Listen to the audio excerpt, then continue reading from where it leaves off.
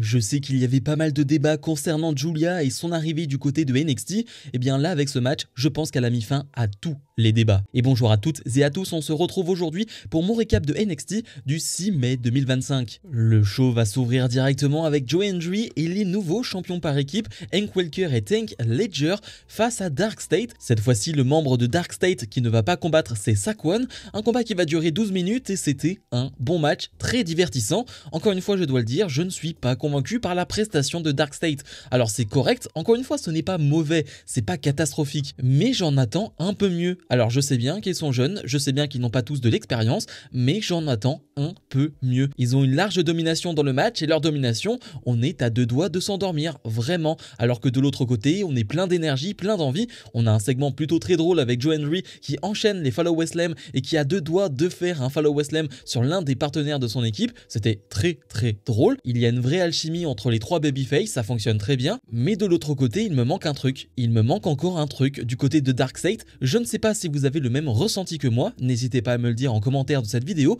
mais je ne sais pas, il me manque un truc. Finalement, tout va se jouer avec une intervention de Trick Williams qui s'en était pris à Joe Hendry du côté de la TNA ce mardi. Et bien là, il vient s'en prendre encore à Joe Hendry. Ce qui est un peu bête, c'est que l'arbitre voit que Trick Williams est en train de frapper Joe Hendry. Les deux vont partir en brawl et vont entrer en coulisses, mais il ne va pas donner une disqualification. Non, le match va continuer. Du coup, Joe Hendry laisse les partenaires en 2 contre 3 et Dark State va faire la différence avec sa magnifique powerbomb. Encore une victoire pour eux. Certes, les champions prennent une défaite, mais ce n'est pas trop dérangeant vu la situation, vu les circonstances du match. Et Dark State, comme je l'ai dit, enchaîne les victoires, n'ont pas encore perdu du côté de NXT et ça c'est le point positif. Si tu veux vraiment construire un truc autour d'eux, c'est une excellente chose de ne pas les faire perdre n'importe quand, n'importe comment. On enchaîne avec Zarya qui fait face à Kelani Jordan dans un combat de 11 minutes. Intéressant de voir que Zarya s'est positionnée devant Sol Ruka à protéger la championne Sol Ruka et c'est pour cela qu'on a ce match là, un combat qui va tout simplement mériter les This is Awesome de la part du public. Il était vraiment très bon avec notamment une énorme opposition de style. Zarya qui va montrer toute sa puissance et de l'autre côté on a évidemment la voltigeuse Kelani Jordan et ça fonctionne très bien.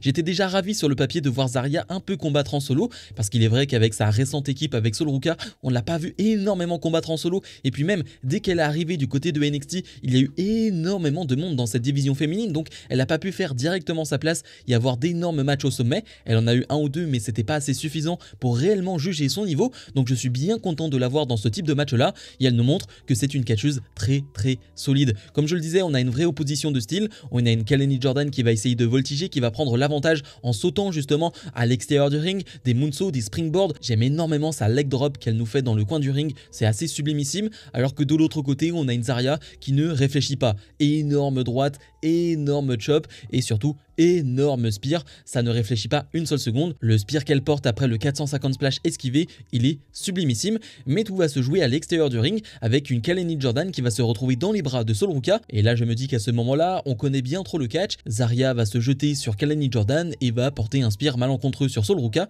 Et bien non, pas du tout, ils vont pas du tout prendre cette voie là. Sol Ruka va écarter Kelani Jordan et Jordan va prendre un énorme spear à travers la barricade par Zarya. Même Sol Ruka est choquée de cette situation, elle va la ramener sur le ring. Énorme F5 pour remporter ce match, une belle victoire pour Zarya et on peut se demander si Zarya ne va pas à un moment donné se retourner contre Sol Ruka. Zarya a peut-être d'autres objectifs que d'être simplement un larbin entre guillemets de Sol Ruka et ça va être hyper intéressant à suivre par la suite. On passe à la Battle Royale pour déterminer le challenger d'Obafemi à NXT Battleground qui aura lieu d'ici 2 semaines à peu près. Une Battle Royale où on va retrouver des superstars de NXT, des superstars de la TNA, des superstars de LFG et des superstars de Evolve. Donc oui, c'est plutôt chargé, on a 25 superstars dans cette Battle Royale et le dernier nom c'est un certain Elijah. Alors si je vous dis Elijah vous n'allez pas forcément tilter directement mais c'est tout simplement anciennement Elias du côté de la WWE qui est maintenant à la TNA qui va nous faire une petite chanson et ça faisait plaisir. Franchement le partenariat TNA NXT nous permet au moins de voir ce genre de choses. Alors je ne vais pas comparer les deux apparitions mais lorsque les Hardy Boys étaient venus du côté de NXT c'était bien cool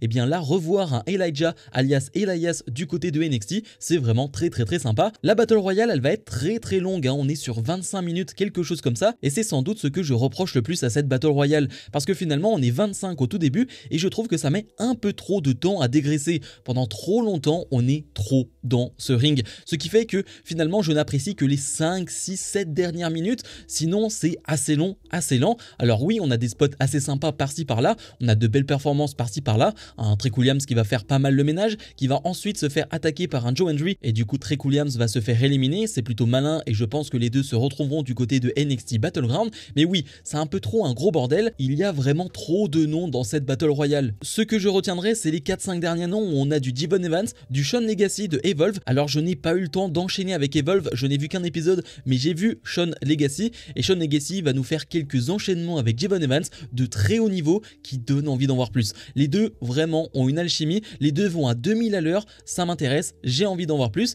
Il va finalement se faire éliminer et on se retrouve avec 4 derniers noms, Devon Evans, Miles Bourne, Ethan Page et Shawn Spears. Evans va faire le show, Miles Bourne nous sort des power slams typiques de Randy Orton, d'ailleurs le public va chanter Thank You Randy, c'est vraiment très drôle à chaque fois, je suis désolé mais la ressemblance avec Randy Orton c'est fou. Puis finalement Miles Bourne se retrouve avec les deux heels, Ethan Page et Shawn Spears, et c'est très bien joué, c'est très bien amené, il va réussir à éliminer les deux parce qu'il va éliminer Ethan Page qui en tombant va éliminer Shawn Spears. Grosse victoire pour Miles Bourne qui affrontera Obafemi du côté de NXT Battleground, c'est exactement ce que je veux du côté de NXT. Cela fait des mois et des mois qu'on parle de cette division masculine qui manque de nouveaux talents, qui manque de jeunes superstars qui peuvent aller plus haut. Miles Bourne, et bien avec ce qu'il fait sur les dernières semaines, sur les derniers mois, il mérite cette opportunité, il mérite cette chance de nous montrer de quoi il est capable au plus haut niveau. Donc je suis ravi de cette décision, j'avais pas envie de voir un ancien nom ou quoi que ce soit, non, Miles Bourne c'est un très bon choix, il est jeune, il est talentueux, il montre de belles choses,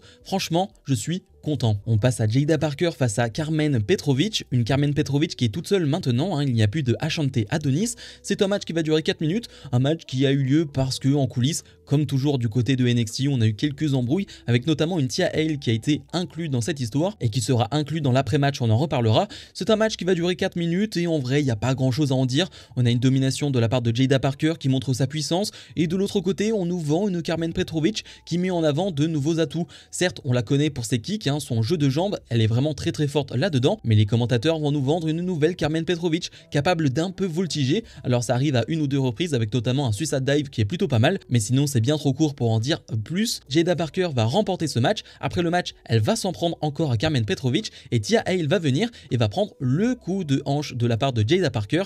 Parker va ensuite s'en aller, on va sans doute partir sur un Tia Hale face à Jada Parker et ça me va. Tia Hale elle a besoin d'avoir des rivalités, Tia Hale elle a besoin de combattre du côté de NXT, donc je suis plutôt convaincu. Et dans le main event, Julia fait face à Jordynne Grace, la gagnante de ce combat fera face à Stephanie Vaquer du côté de NXT Battleground, un match donc hyper important qui va durer 12-13 minutes et c'était un match fantastique, tout simplement fantastique. Pourquoi? Parce que c'est un match qui ressemble à un match de Julia. Pourquoi je dis cela? Parce que finalement Julia, elle a fait des bons matchs depuis qu'elle est du côté de NXT, mais selon moi, on n'a pas vu la vraie Julia, celle qu'on nous avait vendue depuis des mois et des mois, la Julia agressive, intense, capable de porter d'énormes coups, capable de subir d'énormes prises et d'énormes coups. Là, c'est un match qui ressemble à ce que devraient être les matchs de Julia. Alors je comprends, tu ne peux pas faire des matchs comme ça du côté de NXT chaque semaine. Tu ne peux pas faire des matchs aussi dangereux chaque semaine. Ça je le comprends, mais si ça arrive de temps en temps, honnêtement, je prends. Parce que depuis qu'elle est du côté de NXT, on voit pas mal de débats sur Julia, sur son style, sur sa capacité à s'adapter aux États-Unis, au style américain. Et bien là, il n'y a pas de débat. Quand elle combat de cette manière-là, je me tais et j'accepte et j'aimerais la voir plus souvent. Alors bien sûr, encore une fois, c'est dangereux. Au bout de 30 secondes de match, elle a atterri directement sur la tête et tu te dis que ça peut se terminer là-dessus et que Julia peut être gravement blessée. Eh bien non, elle n'a rien. Sa méthode pour aller mieux, elle se met d'énormes claques sur la tête. Je ne sais pas si on arrive à comprendre ce que c'est, mais elle se met d'énormes claques sur la tête. Ça n'a aucun sens. Plus tard dans le match, elle va prendre un Minoshoku Driver d'une telle violence, mais ça ne lui fait rien. D'ailleurs, on va se mettre d'énormes droites, d'énormes coups d'avant-bras. Et là, je parle de Julia, mais Jordynne Grace va vraiment suivre ce rythme-là en termes d'intensité, mettre des énormes droites, des énormes chops, des énormes coups d'avant-bras. Elle va être capable de suivre Julia sur ce terrain-là et c'est un régal. C'est un pur régal. Ce n'est pas un match technique ou quoi que ce soit comme on peut avoir du côté de NXT avec certaines catcheuses. Non, là, on est dans la pure violence, on est dans de la pure baston pur et dur comme j'aime énormément. Je ne sais pas ce que vous en avez pensé, mais moi j'ai trouvé ça complètement dingue. Finalement, Jordynne Grace va remporter ce match et on va avoir droit à un face-à-face entre Stephanie Wacker et Grace pour terminer le show. Mais honnêtement, ce n'est pas une défaite qui fait mal à Giulia, au contraire. C'est une défaite et un match qui lui fait du bien. C'est un match qui montre toutes les capacités de Giulia et véritablement son vrai niveau. Bilan de ce NXT, de mon côté, on sera sur un 8 sur 10. Il y a très peu de choses finalement dans ce NXT. La vidéo ne devrait pas être hyper longue, mais parce qu'on a eu une énorme Battle Royale qui a été giga longue, bien trop longue pour moi. Mais sinon, dans l'ensemble, j'ai bien aimé et surtout, on retient le main event, cette note ultra positive qui est ce main event. Je pourrais en parler encore pendant des minutes et des minutes tellement c'était bon, tellement ça m'a fait plaisir de voir une Giulia à ce niveau qui a enfin pu montrer de quoi elle était capable, qui a enfin pu montrer c'était quoi son style et ça m'a énormément plu. Intéressant de noter qu'en coulisses, on a eu un Charlie Dempsey qui estimait que c'était lui qui avait gagné la Battle Royale et non Miles Borne, parce que finalement si c'est Miles Borne qui l'emporte, eh bien c'est NQCC dans sa globalité, donc il pouvait challenger Obafemi, mais Miles Borne lui a bien dit non, c'est bien moi qui vais challenger Obafemi et la semaine prochaine on aura Obafemi face à Charlie Dempsey, pourquoi pas. On a Joe Hendry face à Trick Williams qui a été annoncé pour NXT Battleground avec le titre de champion TNA en jeu, ce qui est presque dommage parce que ça laisse un peu moins de suspense à ce combat, mais bref, dans l'ensemble c'était un bon NXT et encore une fois un fantastique main event. Comme d'habitude, je vous invite à mettre un maximum de pouces vers le haut, à vous abonner et nous on se retrouve dès demain pour mes pronos de Backlash 2025. Salut.